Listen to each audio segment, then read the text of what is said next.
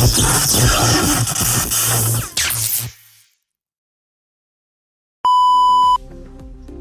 mga ka-farmlat, andito na po tayo sa property na ating ibebenta. Napakaganda po ng sapa. Kaya although ito po ay merong lakad, mga around 100 meters. Mga 100 meters po. Nandun po tayo sa main road na cemented. Naglakad po tayo ng bahagya dito. Dito po tayo galing. Ito pong property na ito, sabi po nila, pati yung mga nakatira dito tsaka yung may-ari ng lupa, ito po gagawing subdivision. Kaya ito po ay possible na may kalsada. So madadaanan po itong property na ating ibebenta na may sukat na 4 na hektarya po mahigit, hindi ako nagkakamali.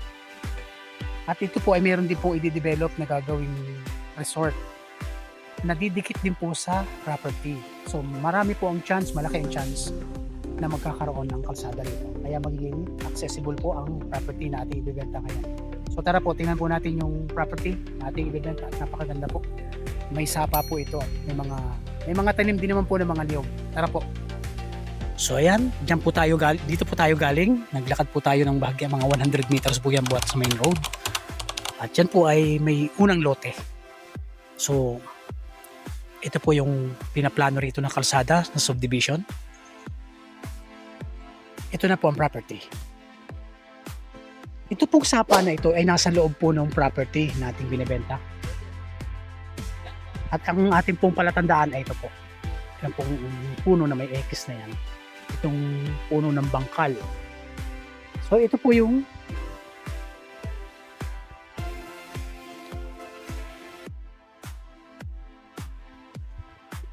ay nasa loob ng property. Kaya kahit po tag-init, hindi po nawawalan po ng tubig dito. Nakita nyo naman po kung gaano kalinaw.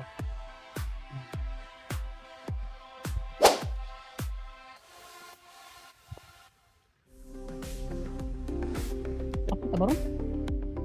Papunta yan. So ang property po ay ito. Buhat po rin sa may X na puno. Papunta po dyan. Ito po ang looban ng property. So ito po ang nasa loob ng property. Yan. Ilog na ito. Ito pong sapa na ito po ang source ng tubig na bumabagsak po doon papunta po sa may falls, yung pinakamahabang falls dito, pinakamataas dito sa lugar po ng Ginyangan. So ito pong nilalakaran natin ay loob na po ito ng property.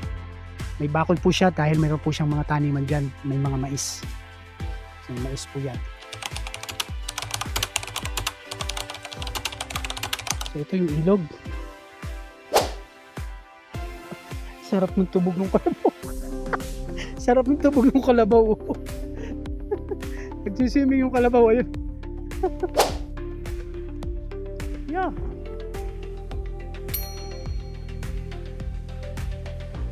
Di bali, nasasala naman yung bato ano.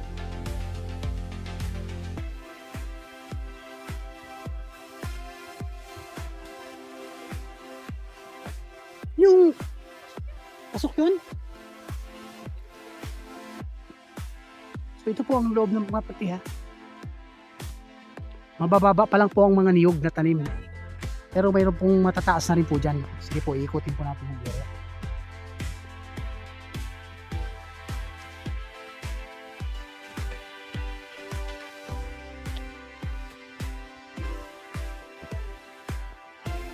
Pasok ito.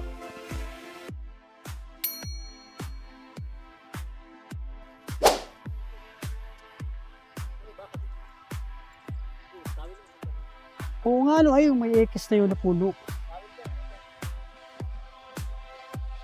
Yan, boundary yan.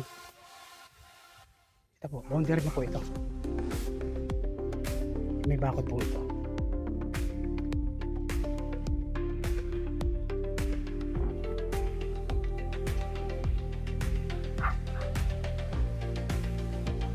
Kasama ba yan? Bakit mayroong bakod?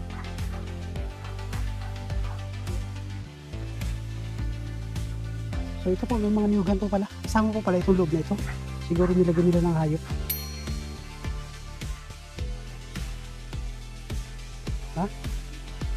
Talagang napapalibutan lang pala ng sapa, ano?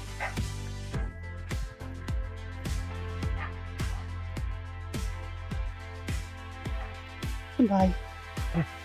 Sama yung bahay. Ayun, may-ari.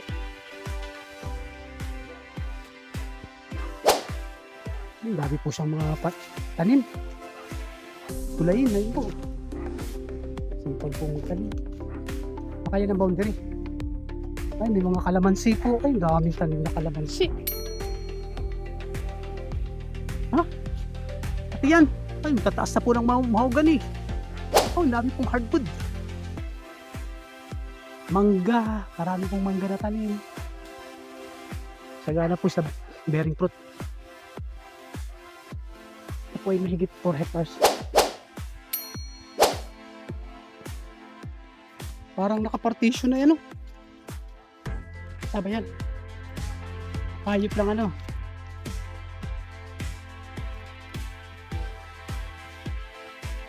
Wala pong bundok.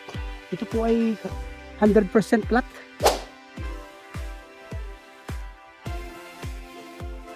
Dami rin palang nyug. Meron pala mga bagong tanim din po. May mga bagong tanim po siya. So ayan.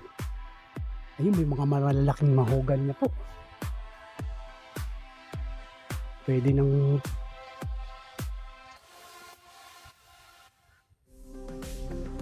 lambere. So ayan po mga kapartner. Ito po may sukat na 4 na hektarya. Dito po ito sa lugar ng Ginyangan, Quezon, Barangay Santa Cruz.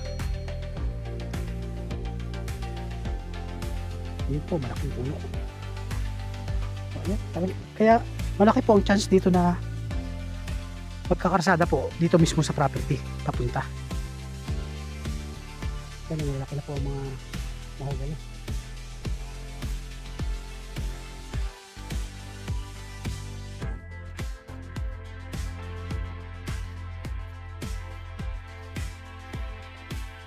Titulado po itong lupa na ito. Sa ngayon napakalapit na naman po sa kalsada, hindi pa po develop kasi itong area ng mga kalsada na didikit po rito sa property.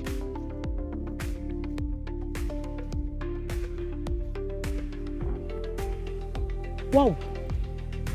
Sako pa yan! Grabe! Ganda!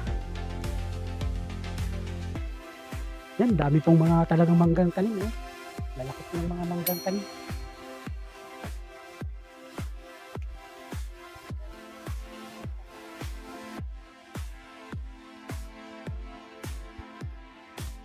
Langka. Maisan. Sa kanila po pala yung maisan na yan. Yan, makikita po natin yan, maisan. So maaaring yung gilid na rin ng maisan, hindi na parang iba na, grupo na yun. So, hindi na po yung kasama. Ito lang po maisan. Maisan siya.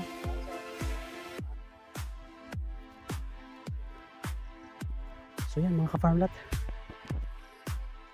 Ito po yung 4 na hektarya na binibenta rito. Flat po ang area. Ang tubig po, napakasagana ng tubig kasi may sapa po dito sa loob ng property. Yan, wala din po problema sa kuryente. Sa ating pong signal sa internet, meron din naman po. So wala na pong problema. Ang sa ngayon lang po ay yung kalsada hindi pa po develop. Pero ito po ay may planong subdivision. Didikit po sa kalsada itong property. So yan, maraming salamat po. God bless you po.